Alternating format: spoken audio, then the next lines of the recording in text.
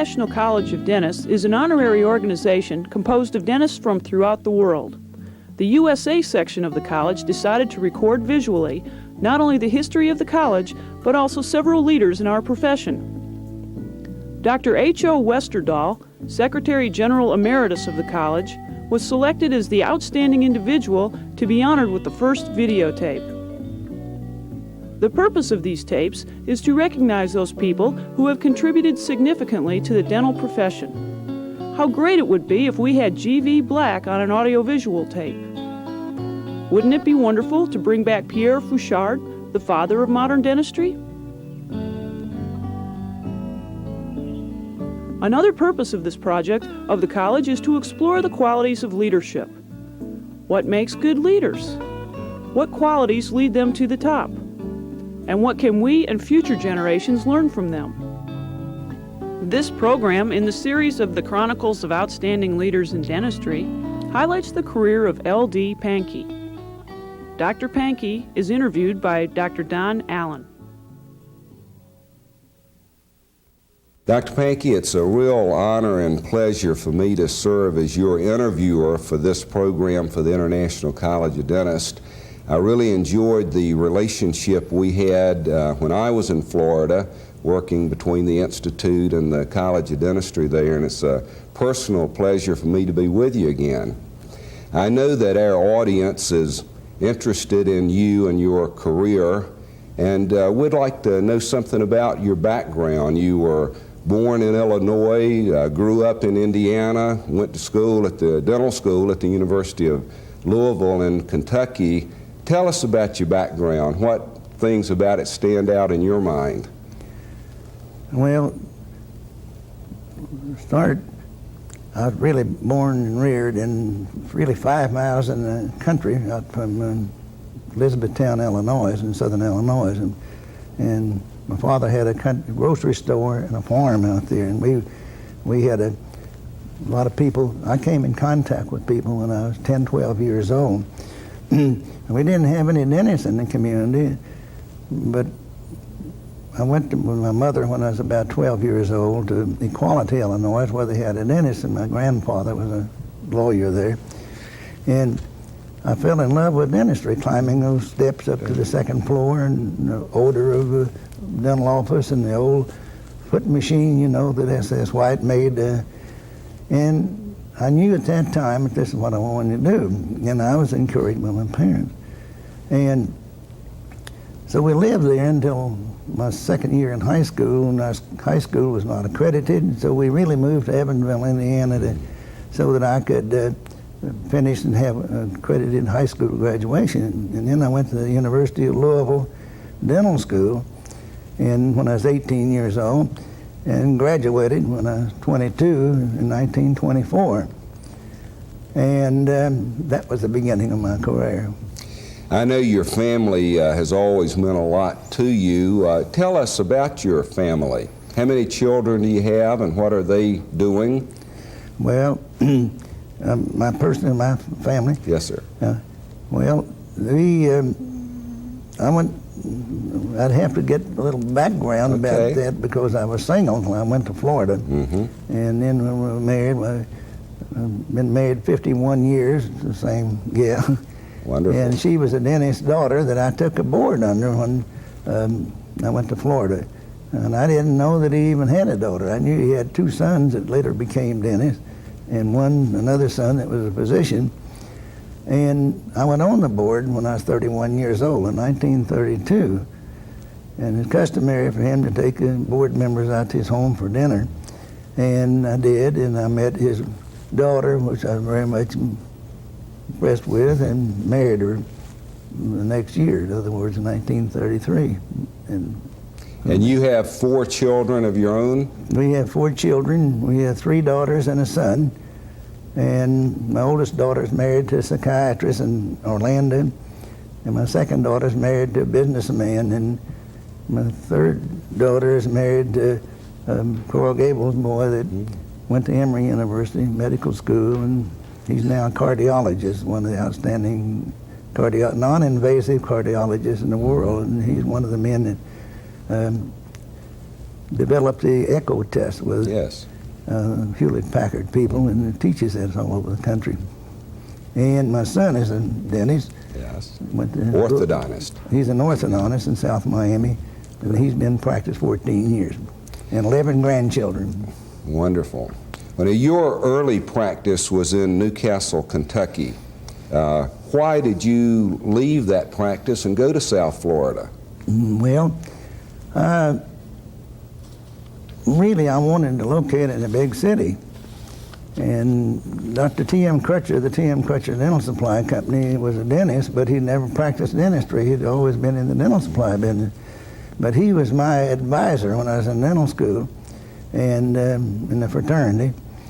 And I always went to him for advice that had anything to do with economics anyway. And so when I graduated from school and took the Indiana board and the Illinois board and the Kentucky board in 3 consecutive weeks, but I wanted to go back to Kentucky and locate in downtown Louisville. And I asked Dr. Crutcher what he thought about it, and he said, well, you're young, and he knew that I was broke. I was $3,300 in debt and didn't have any money. And he said, there's a place out in Newcastle, Kentucky, just a few miles from where I was born and raised, and the dentist is moving to Florida. Why don't you go out and look at it, and maybe go out there and spend 3 or 4 or 5 years and get some maturity. And I know you'd do well anywhere, but it takes longer to build a successful practice in the city. And so I went to Newcastle and I bought Dr. Hamilton's office, who later went to Florida, who went to Florida at that time. And I was very happy in Newcastle because I was busy. I had 9 patients my first day and 14 the second, and after that I didn't have time to count them. It just blood and thunder for the next 18 months. And I was happy. I paid my $3,300 in debt off, and I paid Dr. Crutcher for putting in new equipment in the office of $5,000, and bought a new car and had about $1,000 left. One day I went to the post office. Is that what you'd like me to tell you? Sure. One day well, to back up a little bit, I wrote a letter to my mother, and I was helping them because they needed help, and they helped me as much as they could, but finally I had to borrow money to go through school. And I tell her how well I was doing. And I got this letter from my mother saying that I'm glad to hear you're doing so well in Newcastle, but I hope you're not doing to other people what's been done to me. And a fraternity brother and a boy that got out 2 years ahead of me in school had taken out all her teeth and made dentures. And she said, I haven't had a happy day since this was done.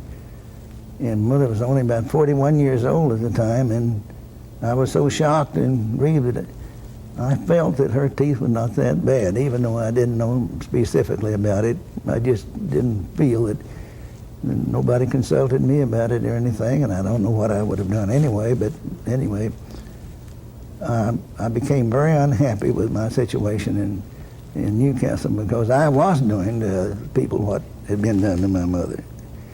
And my circumstances had changed somewhat too. I was not as hungry as I was, and I paid off my obligations, and I was single.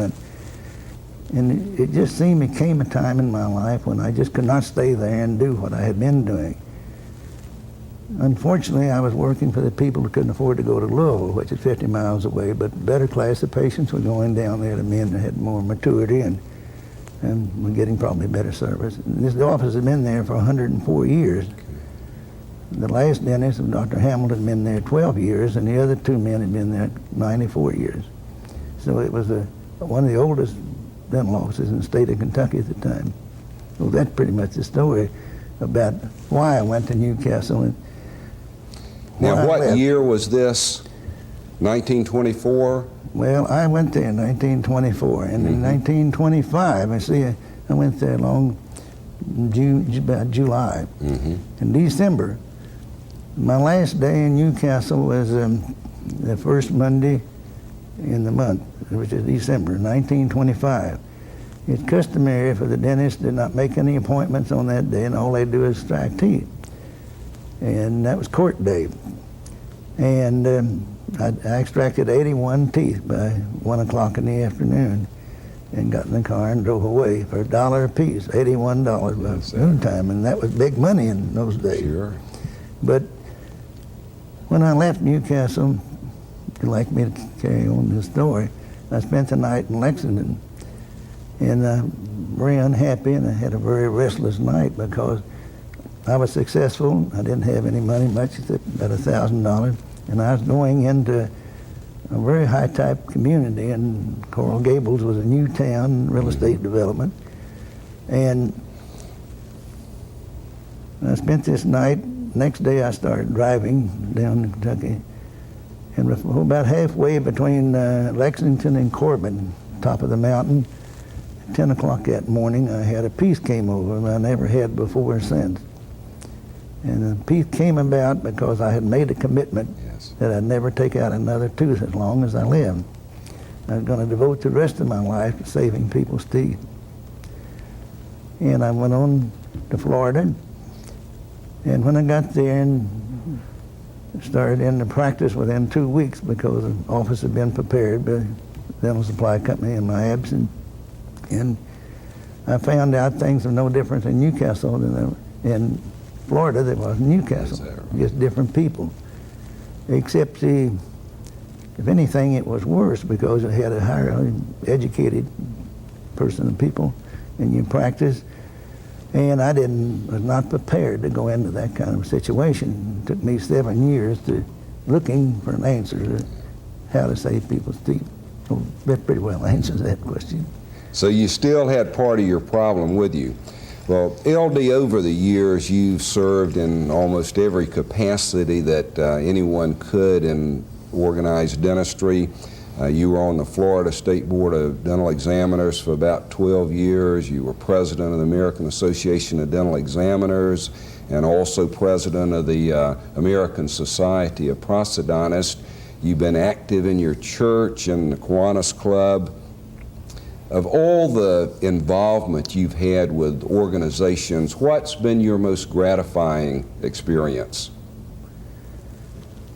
Oh, well, it's very difficult to answer that question simply because everything had its good points. In other words, being on the Florida board is probably one of the most rewarding experiences that I had from the standpoint of service to dentistry, because I'm meeting with other board members during that 12 years all over the United States, and I was chairman of the Committee on Standardization of Dental Laws. The dental laws at that time were haphazard. Every state had different dental laws. And I was chairman of the Committee to Standardization of Dental Laws, and that was quite an experience. And then we worked to try to get the boards to function. Florida was a different state, Arizona and California, because they were tourist towns. Mm-hmm. And we tried to get the standardization of dental laws and the understanding of the different states to work with dentistry and the American Association of Dental Schools, and we were working with them. And just 12 years of experience for a young dentist was really a very rewarding experience. And it made you more social conscious than you would ever be to just be, you know, we had advertising in the early days, and we did away with that. And the board had a lot to do with the administration of those laws. I'd say for number one thing. And then we founded the Kiwanis Club, for instance. That's a service club that I was president of in 1935, and at that time I was 34 years old. And meeting people and understanding them and working with them and all is a lot besides just being in a dental office. Yes. In other words, it put me in a position. Another dimension to life. And you're known all over the world for the many contributions you've made to dentistry, but probably the thing you're the most famous for is the philosophy of dental practice that you've developed. Would you elaborate on that philosophy for us and tell us how it evolved? Well, yes, the thing, I'd like to clear up one misconception about the philosophy. And using that, I think the philosophy is secondary. Really, the thing that I would hope that I would make a mark in was the technical part of dentistry. And I got into crown and bridge work and inlay work and developing a program, restorative dentistry, to save people's teeth. What the average dentist was taking the teeth out, and I certainly was not even that good probably when I left Newcastle. And it took about really looking for the answer to how to do these things. And in 1932,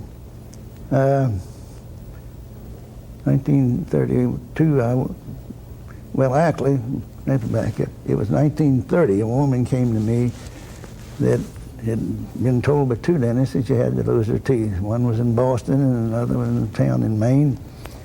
And she lived in Coral Gables in the wintertime. And she got acquainted with her next door neighbor that told her that she was going to a young dentist in Coral Gables that didn't believe in taking people's teeth out. And so she didn't pay much attention to it at the time, but the next year when she came back and she had been told that she had to lose her teeth and she would not have them out, she went to this Miss Randall next door and asked her who was the young dentist she spoke about last year. And I was really actually only about 3 blocks away from my office where they lived in Coral Gables. And she came in the office and wouldn't even take her hat off. She was a woman, 65 years old, and had been a widow since she was 27. And her family was she was born and raised in Beacon Hill in Boston, and she married a businessman that was 20 years older than she, and he died when she was 27, and he was 47, and she's been a widow ever since. And a lot of money, but you know, there's a lot of things you can't buy with money, health and dental health. And she'd had supervised neglect over many years of mediocre, or maybe I would say a high level of supervised neglect, because she was that kind of a person. And it was very common, particularly in those days, because nobody was really doing rehabilitation work. But she really had no choice much when I told her that I didn't extract teeth, but she had to have any teeth extracted, and I'd send her to an exodontist down in Miami, which is 5 miles away from my office. And we made x-rays. I didn't know anything about diagnostic tests in those days. And she had to have 3 teeth out. She had those out, and then after the Christmas holidays, and started in January, and it took me till April to rebuild her mouth. And she picked up an ADA journal off my desk one day, because she always sat in my private office, because being an eccentric and unusual looking lady, she picked up the ADA journal and saw I was going to be in the International Dental Congress in Paris. And she graduated from the Sorbonne when she was 22 years old, and of course she was very much interested in Paris as such. And I told her that she wanted to know if I was going to it, and I said, well, I hadn't given any thought to it. And she said, well, I think you should go. And I talked her out of that, and then about a month later she brought it up again. I was about halfway through with her work. And when I'd finished with her, she brought it up for the 3rd time. And I said, Miss Blanchard, why do you have such an obsession that I should go to the International Dental Congress in Paris? She said, well, you're young, and I think you have some potential. And I took that as a right-handed compliment. Probably was more right than I realized.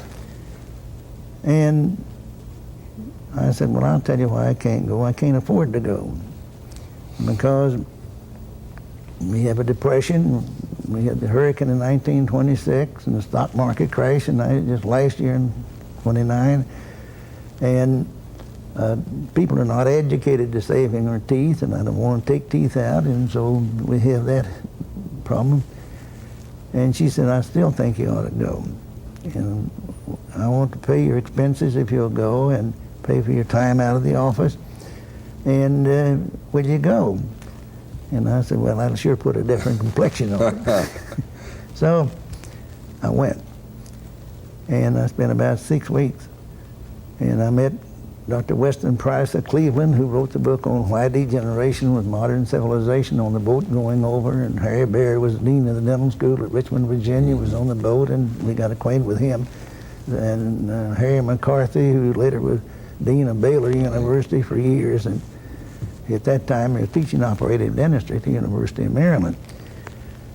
So threw me in a crowd of educators and people that were at the top in dentistry. And when I got over there, I had an introduction to the general chairman of the meeting, was named Hallie Smith, who is an American dentist in Paris, and he'd been there since 1907. He graduated in 1901 from Northwestern. And I had an introduction to him. And he had just rebuilt the Aga Khan's mouth the year before, and he'd given him a Rolls Royce for a Christmas present, so that impressed me. And I spent a week with him after the meeting and made a lifelong friendship. And we have a bust of Hallie Smith in the Institute now that he gave to us when we opened 12 years ago. And he died soon after that, in his 90s. So I had all of these things that happened. And Dr. Allen, I have to say something, because I really feel this way. And the friends that I've had, like Dr. Harold Worth in New Orleans, and he's amazed that all these things happen. Just looked like somebody had his hands on my shoulder telling me what to do next. And I think that has a lot to do with people's lives, putting themselves in a position. And as each thing came along, like these different things that I've been into and the experiences I've had, I seem to be at the right place at the right time. But you have to take advantage of them when you're there. You have to be perceptive enough to become informed as you go along. So I think it's accumulation of all of these things, your experience, that builds character. Yes. And I think that character and communication and handling people is probably one of your biggest assets. You're wearing the Cross of Life on your lapel. We see that all over the United States, all over the world. You don't go to a good dental meeting that you don't see people wearing that. I think that is symbolic of your philosophy. Tell us about the cross and the parts of it and how that fits in. When I left Hallie Smith in Paris in 1931, he gave me a paragraph out of James Allen's book, As a Man Thinketh, by James Allen, London, published at the turn of the century. And we become what we think about, be it base or beautiful or a mixture of both. We will always gravitate to that which we secretly most love. Into your life will come the exact results of your thinking. You will become as small as your controlling desire or as great as your dominant aspiration. I put that under my desk, and I read it probably every day and every week for 15 years. But in that first years back, he encouraged me to take postgraduate education. And I did. I went to Northwestern and spent 3 months in 1932. And it was when I was at Northwestern, I got exposed to some of the top men in dentistry in lectures.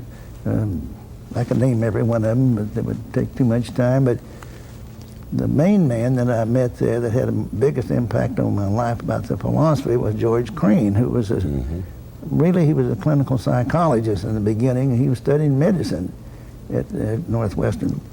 But he was teaching philosophy to the physicians and dentists. We had 12 men in the class. 2 of them dropped out in 10 lectures. And the cross of life came of work and play, love and worship. And we spent a great deal of time on the implications of those 4 things in your life. Work and leisure and love and worship. And I might say to this, if anything we're doing here today would change somebody's life, is just to get an Encyclopedia Britannica or the Centopicon books and look up everything on useful work. Primarily, this is because if you give yourself away in service to other people, that's the supreme thing in life, is happiness. And happiness doesn't do something, it's not for just yourself. It's what you can do for other people. it's very hard to get a young dentist that is hungry and broke, and marries maybe too soon, has children, and he really ought to understand what this thing means so that he will set his goals. And that was brought about. But there's one thing that is not understood about the philosophy. Philosophy really comes second as a dentist. How are you going to give yourself away to other people as a dentist? It's service. And you don't give the service unless you're educated properly to give the quality of service to that patient. And that's where the philosophy comes in, really second. But I got both of those in Northwestern. And when I came home, it took me several years to develop the technical aspect. But the philosophy made that possible, because you're not going to prepare yourself to give a better service until you are able to communicate that to the patient. Because if everybody doesn't accept what you're able to do now, then you're not going to go ahead with your work. So I think that answered the question about which do I think is the most important anyway. And I'll say this, the one you don't have. If you have the technical ability and you can't communicate it, then your most important thing is learn how to communicate it. But if you have the philosophy and you can't do the work, then that's the most important, because you must be able to render the service to the patient, because that's what they're there for, and not give them supervised neglect. So I would have to say technical part comes first. Mm-hmm. But if you don't have the philosophy, well, you better get it, because you're not going to be able to serve those people unless you can communicate with them. Well, I think that it's clear that the key person really in the philosophy as far as the practice of dentistry goes is the patient. And I think it's important to emphasize what you said, that your philosophy didn't develop overnight, that many other people influenced you, and it probably evolves over your whole life, but maybe through that 15-year period, in your particular case, was when you really solidified it and were able to tie the clinical skills and the patient care together. I know in talking with you earlier that you were influenced also by even the ancient Greek philosophers in developing your philosophy. I think that would be of interest to the audience. Well, the thing is that when you get into this work, and Dr. Crane gave us a lot of reading to be done, and the clinical aspects of the philosophy is really pretty much understood. A fellow by the name of Sadler wrote a book and published by Mosby along about that time, and a great deal of what I have in the philosophy manual here, which I prepared. I prepared this manual in 1952 when I started teaching it, but I'd been using it for all the years. In the beginning, it took me 15 years to make this thing work without too much stress on you. And all during that time, you develop your technical ability as well as the philosophy of it. And I came across Aristotle's work, and one of the things said the supreme thing for which everything in life exists is happiness. And happiness is giving yourself in service to others. And that pretty much was what I was thinking. Give yourself in service, and that's a technical service, how that you can help people to save their teeth for a lifetime with function, comfort, health, and aesthetics. Now, when you say that, you said everything. In other words, comfort, function, health, and aesthetics. You have to be comfortable first. They have to function properly. You have to periodontal health, everything that goes with dentistry, and proper appearance. And this was the goal that I set for this when I came back, but it took me 15 years to accomplish it. And I tell these young dentists today that if they make the commitment at 10 o'clock that morning when I left Lexington to come down, it would have never have happened if I hadn't have made the commitment.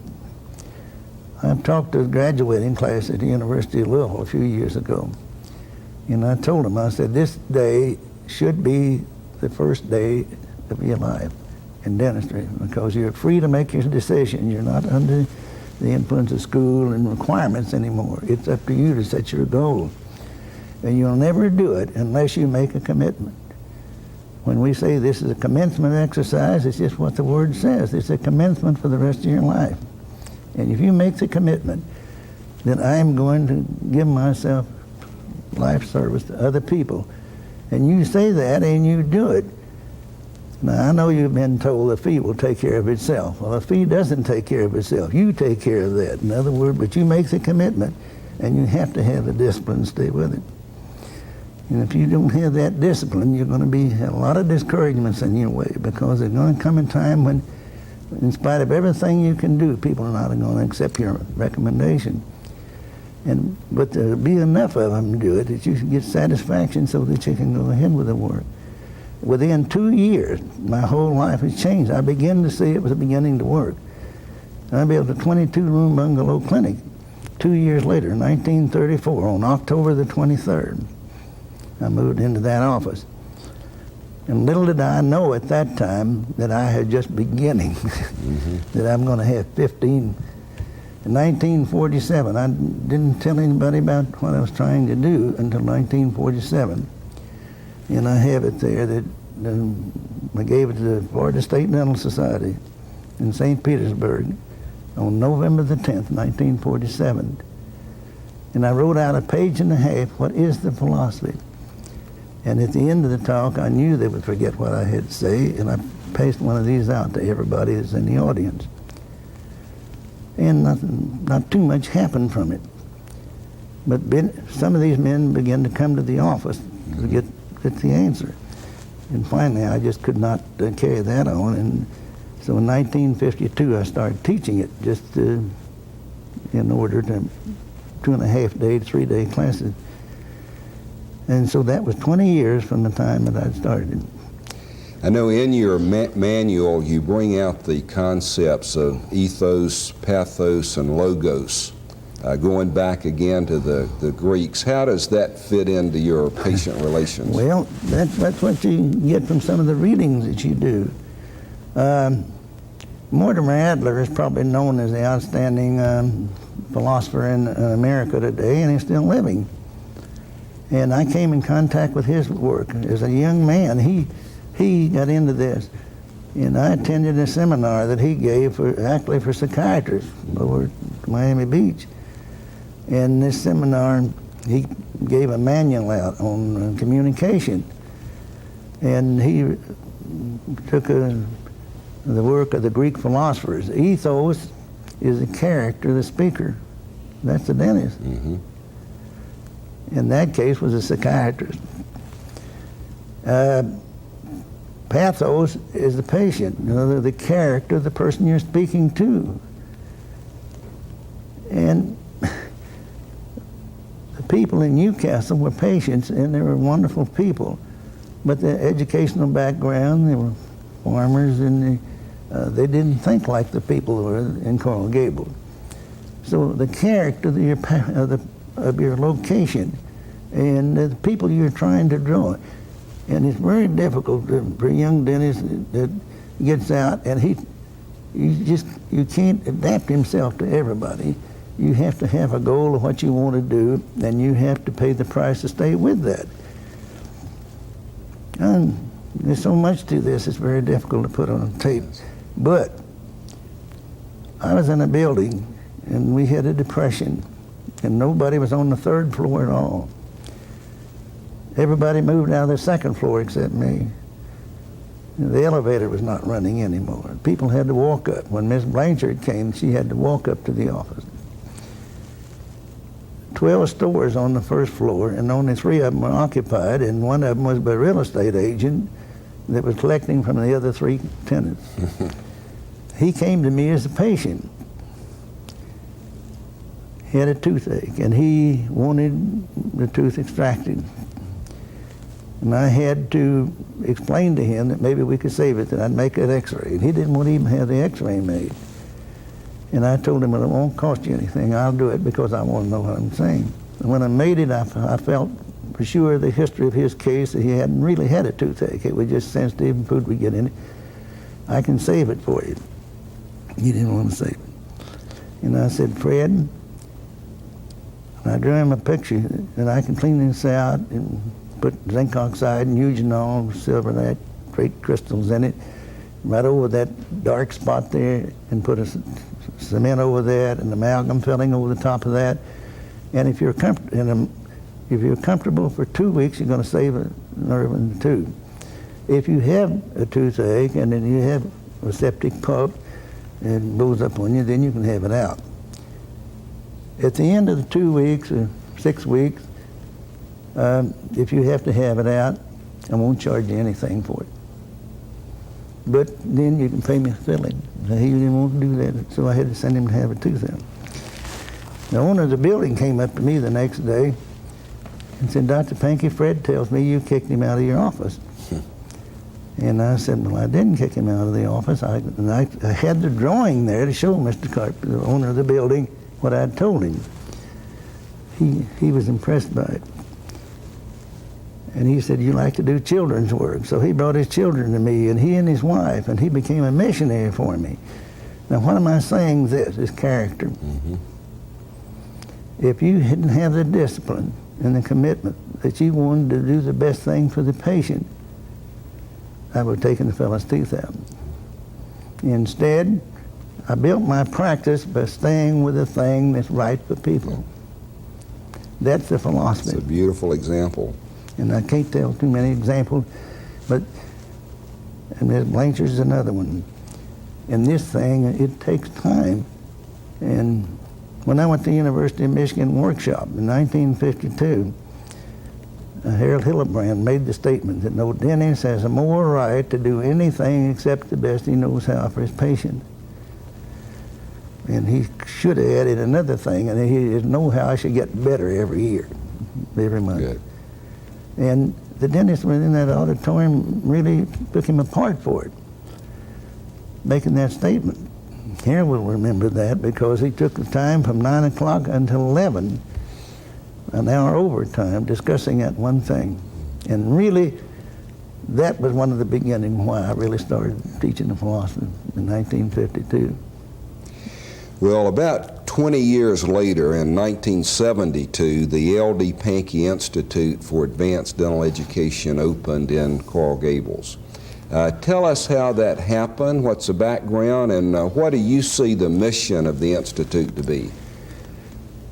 Well, it started with, it's not my work. In other words, men like Harold Worth, in 1955, had been in practice 28 years, and was doing pretty much what everybody else was doing. Nobody ever knew Harold Worth in New Orleans at that time much.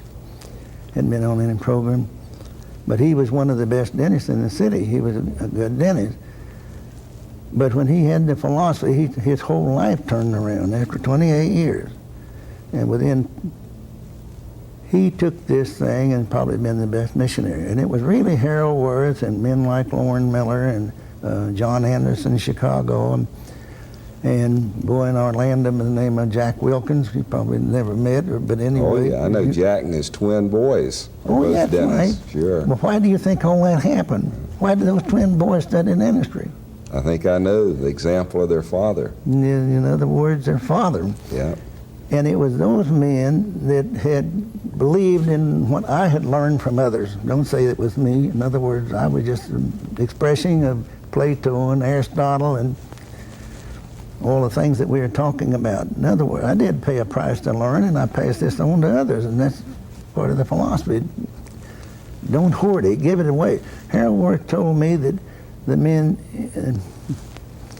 in New Orleans never shared anything with anybody else. And when he started building a study club there and doing it, one day we were driving across France on the second or third trip over there. Harold said, LD, everybody wants to know what they can do for you, like having a testimonial dinner. And I said, Harold, I don't want a testimony then, and that's like going to your own funeral. I said, if you have one, I'm not coming. And he said, what can we do? I said, put a postgraduate, maybe finance a chair in the dental school. Put postgraduate work for the men out. A lot of the men, you can't give everybody a dental education in 4 years in the dental school. You can give them the basics. But that's the commencement of their professional career. It took me 20 years to get it. And I know it can be done in 3 to 5 years. But I don't think he can do it with a recent graduate. I think he's got to be out 3 to 5 years and get his shins kicked and start bleeding a little bit, and then he's looking for something if he has the right attitude. Yes. And it was through that, and it was those men that really founded the Institute and got a tax-free thing, and wanted, well, actually not until after they asked me, when we put your name on it, because it's through your work that we want to perpetuate it. And I said, yes, you can if you won't let it fail, because I don't want to be connected with a failure. Good. And that was kind of amusing at the time, but it wasn't amusing because a couple of years ago we almost went under. And I might tell you the dental schools are having their problems too for the same reason that went under. Economics has a lot to do with it. But I think that right will prevail. I think this could be the future of the profession in dentistry, and that's what the International College of Dentists believes in. Yes, sir. And the American College of Dentists. Yes. And if it's ever going to happen, it's going to happen through the masses of dentists being brought up the ladder to competency, both in the technique of what is being learned day after day, as well as the philosophy. And you'll never get enough of it. You'll never come to the point where you really feel that you're secure. You always want to learn more. Well, we're all aware of the tremendous contributions the Institute has made to dental education, to postgraduate dental education, and the fine faculty and programs you have there. And yeah, it's been tough economic sledding for all of dental education the last few years, but I agree with you. I think right's going to prevail, and that the ones that are doing the right thing are going to be there as an institute forever. Well, I could see every year, and I think that every young dentist or every man that sets a goal, that he resets the goal. He doesn't get a goal and stay with it. It depends on what he's accomplished, say, in this last year. He will add to it. And then he'll always wonder, how did I get along as well as I did the year before? It's not a matter. And so this is one of the things that really ought to be a part of our thinking. And yes, sir. Just use this phrase, we believe in saving people's teeth for a lifetime with comfort, function, health, and aesthetics. That's not a fixed thing, because we're getting new materials and new things that we have to study from time to time. You haven't asked me that, but I'm going to answer it anyway. Please. One of the things that it was thought of when this first happened, what is the relationship of the dental schools? Well, you were dean at the University of Florida, so you know, because your best support came from men that had this philosophy, and like Pete Dawson and other people, that they're the top men, and not the men in the lower 50%, it's the men in the upper 50%. So it was better for you, and it's better for us, because the better their basic education is, and the commitment in school, the dental schools of this country, and which is the best in the world. And I've seen that by traveling all over the world and teaching, what a really wonderful heritage that we have from our people that have gone before us. And I think that the Institute is just another step that would be helpful in making dentistry better all over the world. Yes, totally agree. LD, what do you consider to be the major changes in the practice of dentistry since you started in 1924? And that scopes a lot of time, but what are the major differences, major changes? Well, I made a study of this 15, 20 years ago. I'm American. Back up a little bit. You know, in the beginning, we used to get most of our information after we got out of school from a dental supply dealer. Actually, it was unbelievable when we got out of school. If we want to know anything, we got it through the dental supply dealer. This really, a lot of the changes began to come about just about the time I got out of school. One fellow that was responsible for it was named Harry Bosworth of Chicago. Harry Bosworth was a representative of a dental supply house in Northwestern University Dental School. He saw the men coming out, and sometimes the personality had a great deal to do with it. Sometimes the unusual technical aptitude had a great deal to do with it. And he noticed these things and began to try to help the dentists in their ward. In fact, this developed so much that they were coming to him for help. They didn't know where else to go. And he quit the job at the dental school and founded the Bosworth Company. The first thing that he did is how to run their dental office and to give them the idea of handling patients and all that. Well, they didn't get it. And so Bosworth was really the father, you might say, of dental economics as organized as it was. There had been other men that had written about it in different commercial dental magazines, but it was something haphazard. But Bosworth really did a really good job at the time in the way he went about it. I took the Bosworth course in 1928. That's before I even knew what I was doing very much. And I needed this help. And when I was over at Paris in 1931, Dr. Hallie Smith asked me, he said, Dr. Pankey, how could you afford to come to Paris to a dental meeting like this? And you've only been out of school now 6, 7 years. And I told him about Miss Blanchard. And I also told him about Harry Bosworth. And he said, now Harry Bosworth, isn't he the man that says, that advocates that I'll do a good job for so much to a patient, or I'll halfway do it for so much, or I'll louse it up very reasonably for you? And I said, well, not quite that way, but I guess if you wanted to boil it down to your terminology, is pretty much so. And he said, how do you feel about that? And I said, I don't feel comfortable with it at all, and I don't believe in it. But what are these boys going to do unless they develop something in the way of unusual technical skill? And by the way, I didn't have it either at the time. I didn't know where to get it. And he said, well, you ought to go home and not ever do that, because I think the best you can do it is bad enough. And that's when the day he gave me that thing, and I quoted to you a while ago. And I know my memory all these years. And I've given that, I had a card made with that on it. And I found out later as a book is written on the subject, James Allen, As a Man Thinketh, by James Allen. And I think I mentioned to you yesterday, that book and a little book called The Go-Getter by Peter B. Kind are two books that I always recommend. They're in compendium now that you can read each one of them in an hour's time. And if you really study that, so the changes that I've seen in my lifetime began there.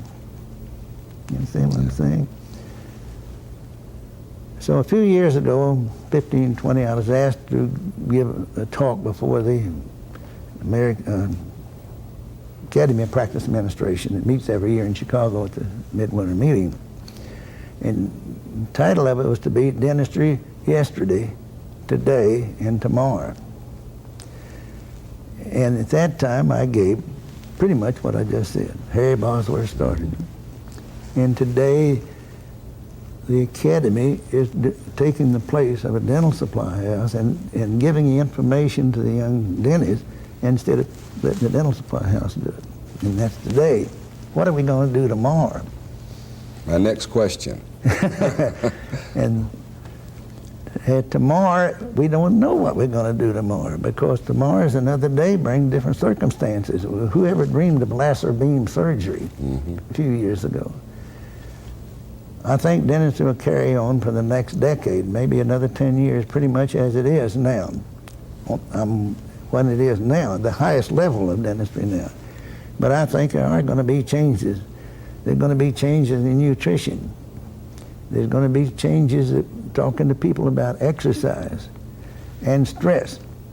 Everywhere I go, these people are going past the checkout counter at the at the grocery store are getting things on nutrition. Yes. Half of it is not right. Yeah.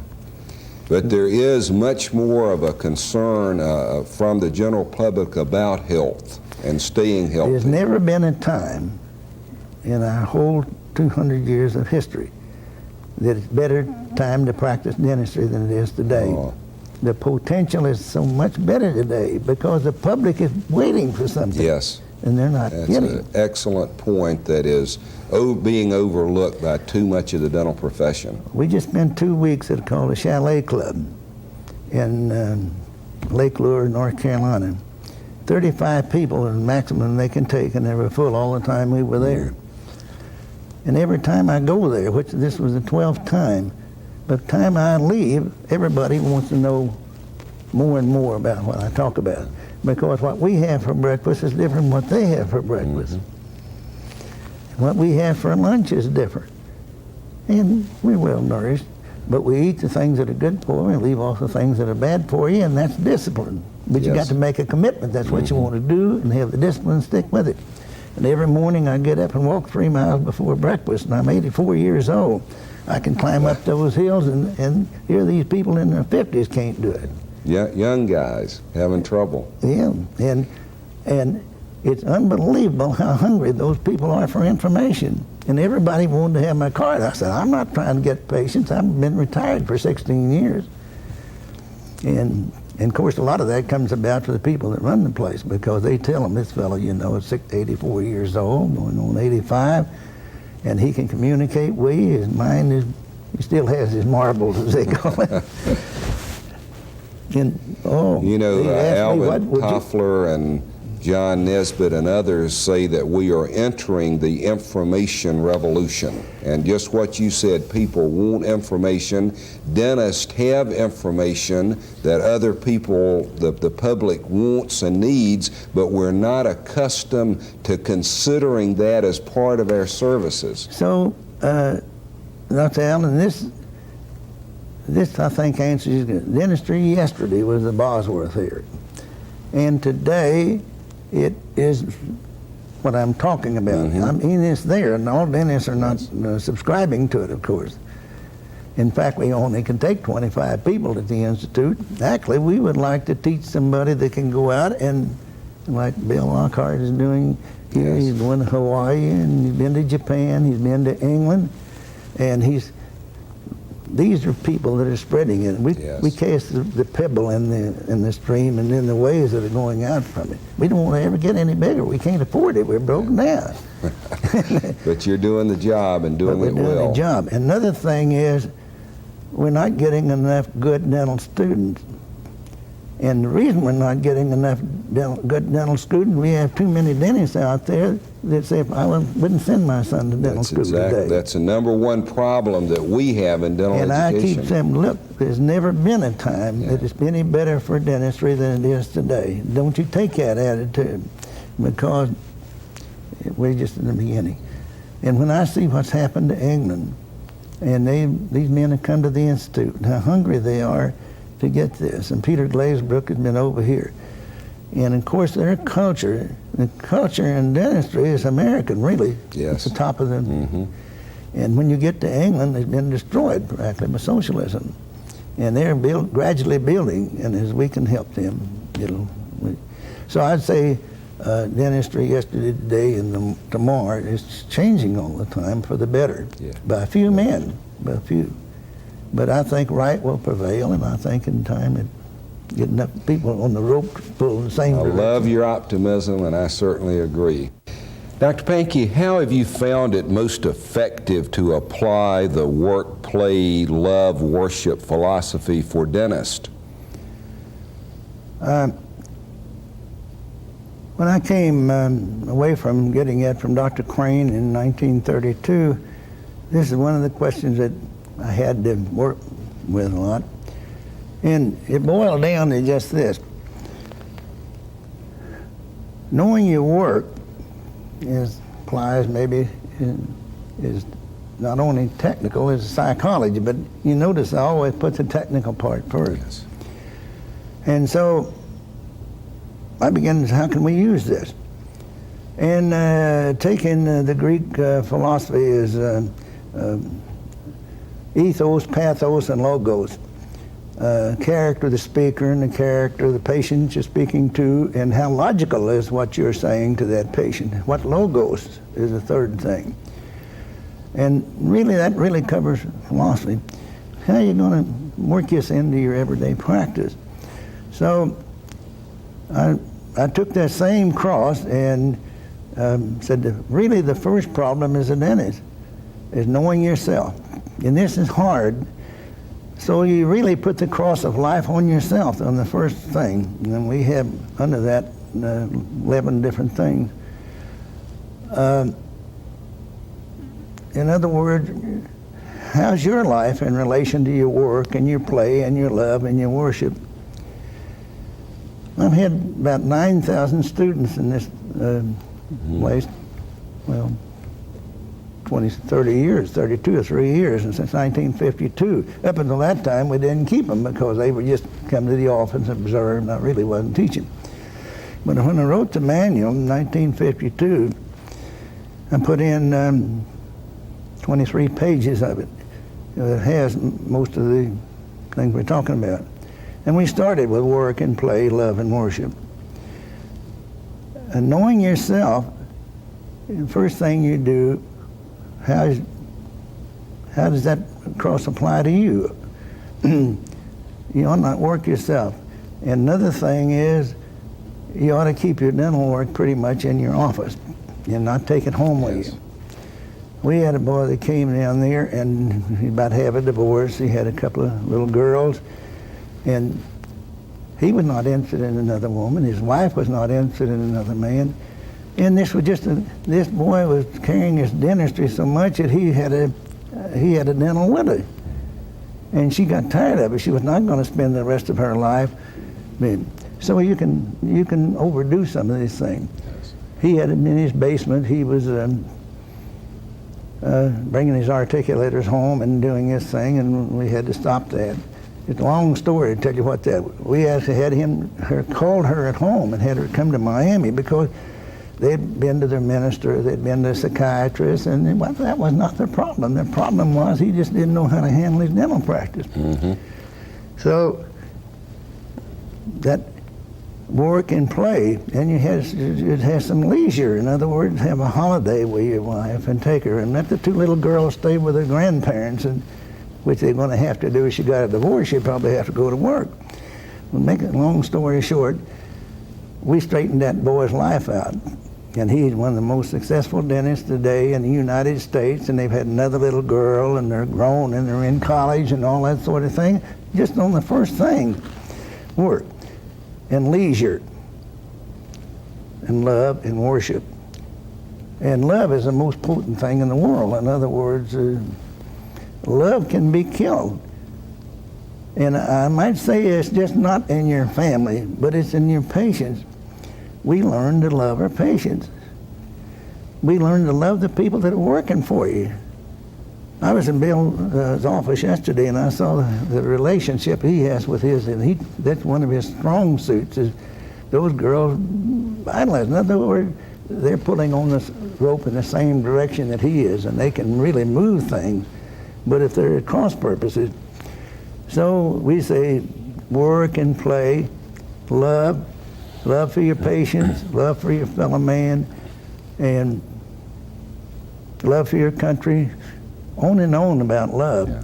And that builds character. And it isn't hard to discipline yourself to do something that you believe in. Work and play, love and worship. And how can you, in this great universe and great country, you need help. There comes a time when you've got to call on something greater than yourself. And so we have a good night's sleep and turn things over to somebody upstairs that can watch over you, you know. And this is all part of the philosophy, and we applied that, just that first thing. And then we have 10 other things that are in that to involve, to discuss here. It takes too much time. How's your home life? Do you have inner peace? Well, that has to do with worship in your home life and and how's your health? Do you have a physical examination once a year? And we know that smoking cigarettes and obesity and lack of exercise and all that, knowing yourself. In other words, that's the dentist himself. It's awfully hard to ask somebody to do something that you're not doing. If I went to an internist and he sat there and smoked 2 or 3 cigarettes while he's talking to me and telling me that that's one of the health hazards, I'd change the internist. Absolutely. I couldn't believe in that man. And that's character. And this is the thing that you really got to get over to, is you build character doing it. And I've just quoted 2 or 3 of these 11 things of knowing yourself. And it takes self-discipline to do this. And if you do it and you believe in it, you can communicate that with patients. One of my best missionaries in dentistry is a girl that grew up in Palm Beach, West Palm Beach. She went to a fine old dentist up there, and she had a mouthful of amalgam fillings. Just from ear to ear, she had amalgam fillings. And she came to me in her 20s, and she was 6 months pregnant, and her gums were bleeding and all. Her young pilot was after 45 years ago, right after the Second World War. And Sidney Shannon was vice president of Eastern Airline, was running it because Eddie Rickenbacker went down in the Pacific and never rented it. Shannon rented it. He hired 17 pilots, and Chuck Rogers was the man that he called on to pick out these other men that he'd worked with during the war. And it ended up that Rennies Rogers, by taking care of her and we took the overhanging margin off of these amalgam fillings and opened it up so she could do it. We put her on the vitamin C and the B complex and all, and they were broke. They didn't have any money. They couldn't have their mouth rebuilt. We put her on a holding program, not try to do something it was impractical to do. And 10 years before I rebuilt her mouth. Chuck was not making any money. He was a co-pilot. You all start in as co-pilot. Finally, to get into the left seat. And through the years, she has sent me more patients. It ended up I had nearly all the pilots and their wives, and her daughter now living in Sydney, Australia, and teaching school out there, and married a boy by the name of Lindsey Holmes, was Lindsey, same as mine. Yes. We've had all that wonderful relationship. Why did we have it? I had confidence in myself, and I believed in my product. And they said Christ was the greatest salesman that ever lived because he had confidence in himself and he believed in his product. And it's lived for 2,000 years. And regardless of your religion, it's quite a story there. Yes. And regardless of what you think about dentistry, that I think this philosophy that we're espousing it well, anyway, it works too, and it works with patients. So know yourself and know your patient is the second arm of the cross. Know the other fellow. What is his circumstances? What are their objectives? What is their temperament? So the circumstances, objectives, and temperament of the dentist and the patient. And so intellectually, sociologically, and economically, the 3 things that you have to know that patient. Intellectually, how can you communicate with them? You should not talk down to people too much. But you shouldn't talk up to them so much that they can't reach you. You have to be able to be on the wavelength with them, intellectually. Sociologically, what side of the track do they live on? What kind of home do they have? How do they dress? How do they talk? All of these, knowing your patient. And it's unbelievable. What does a psychiatrist do when they go to a psychiatrist? These are things he has to know. This is what Sadler had in his book. I was a dentist. I didn't know anything different between a paranoid and a schizophrenic and all that sort of thing. So we studied. And then knowing yourself and knowing your patient, and that comes first, because if you don't have that, you're probably not going to be able to do the third thing, is knowing your work. And then the technical part, really know what you're doing. And keep on until you do. If something new comes out, find out about it, and be not the first to try the new or the last to lay the old aside. Because a lot of times we're sold something. But if we really study it and know what to do. So technical. And then the psychology comes in, the psychology of handling people. And then what about the fourth arm of the cross? It's the work and play, love, and worship. Apply your knowledge of yourself, of your patient, of your work, in order to eliminate the errors of omission. Most of the problems of dentistry today in the lower 50% of the offices, there's more work that walks out than is done for the welfare of that patient. Yes. And that eliminates the errors of omission. But if you do the work, then that's an error of commission if you don't do it right. Mm-hmm. And then that completes it, eliminates the errors of omission and commission. So this is the way we applied the original work and play, love, and worship, make it applicable specifically to the dentist. And if the dentist will apply those selves, commit himself to those principles, then he is committing himself or herself to excellence. Would you agree with that? Absolutely. And that's the bottom line. That's the bottom line. Making that commitment for excellence, and then having the capability or meeting your capability of fulfilling it. This is something that I'm glad you brought up, because in dental school, if we get more applicants and get better applicants, and had some real evaluation of a man's capability, really, why is he going into dentistry? Most of us go into dentistry for the wrong reason completely. We go into dentistry because we want to be our own boss, we want to be a professional person. We don't go in it to help people. I wasn't one of them. It took a shock of my mother losing her teeth. I've been in there 18 months in Newcastle and really doing abortions. It was really terrible what I was doing to those people. And I really didn't know it. But the thing is that if we got the idea of really what we were trying to do, then your capability, what are you capable of becoming? And of course, you come in as a dental student, you're down here in your graphics. But if you have the capability, you're capable of coming up. Nobody ever reached the zenith of their capability. They get close to it, but if your capability is just down here, then your ability is going to be here. Yes. So now, this is not idealism, because a lot of times they think, oh, you can't do this, you can't do that. In Atlanta, Georgia, in any town, you can't do it in Atlanta, and still we have really a lot of fine dentists in Atlanta. One of the finest dentists that ever saw this country was from Atlanta, and that's Tom Hinman. Yes. And they had the Hinman Clinic named after him, and he did beautiful work. Mm-hmm. And then another fellow there, and one of the big buildings, I saw some of his work, was beautiful. But it never got to the masses of dentists. It never got to the masses of patients. Somebody had to give the boy came out that had his capability up here is to bring his ability up to that. We have a lot of dentists in Atlanta, Georgia now can save people's teeth. Kansas City, New Orleans, all over.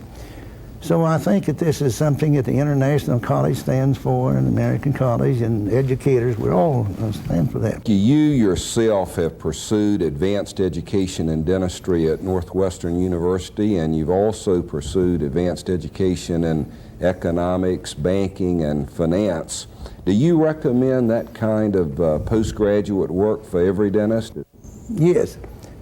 I think we ought to have postgraduate education. Now, men that are up there, I don't say that they're all going to be Pete Dawsons or Alvin Filasters, because Alvin has the ability to do it. He has the ability to talk to it. He knows the philosophy. I knew his father is a wonderful fellow. And Pete, of course, can do all three. And when they're what we call, maybe we're going to always have masters in golf. It shoots to 66 to 72. But good physiological dentistry can be obtained for the patient with the average dentist. Mm-hmm. If you know occlusion and you know how to examine and diagnose and eliminate the problems and all that sort of thing, idealism would be try to make everybody a Pete Dawson or Alvin Filaster. And if they get that good, they want to quit. Pete's not working much anymore. By the way, he's into money and banking. Yes. I do think that the dentist, for the most part, ought to stick with his profession. I went into this thing, money and banking, because I was born and raised in a country grocery store. From the time I was 10 years old, I was in business.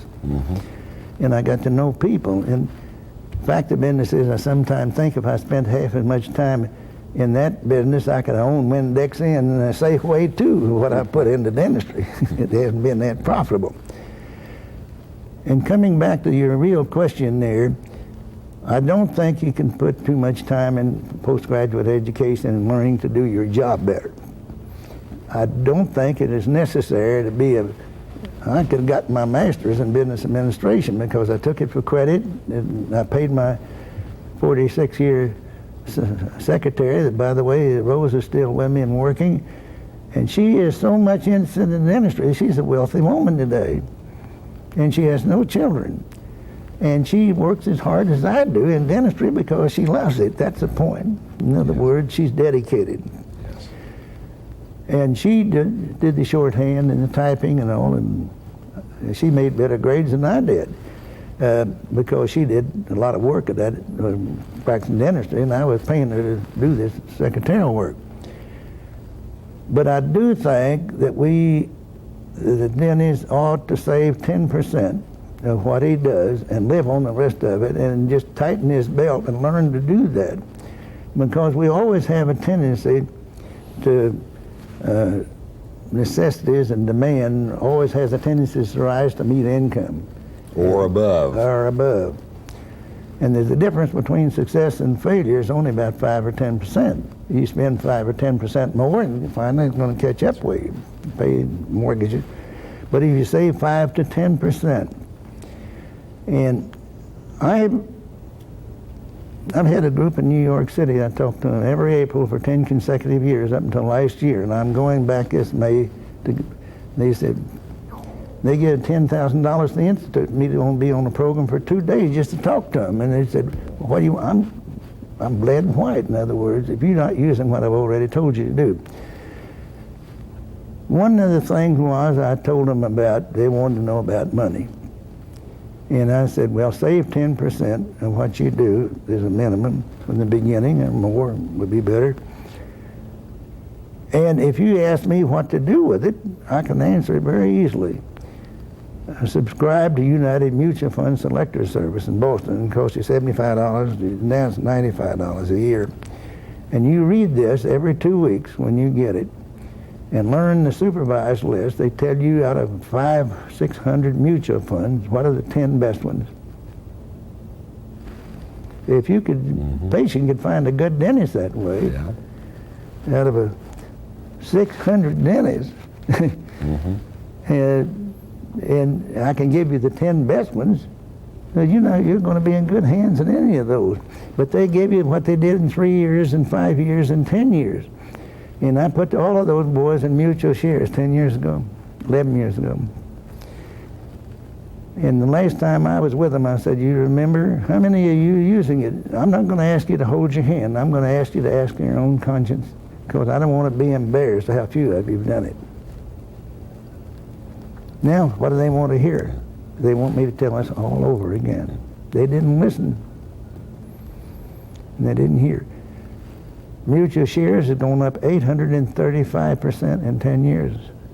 And that's official. It has to be. It's on a computer at noon and closing time of the market every day. It's in your newspaper in the morning.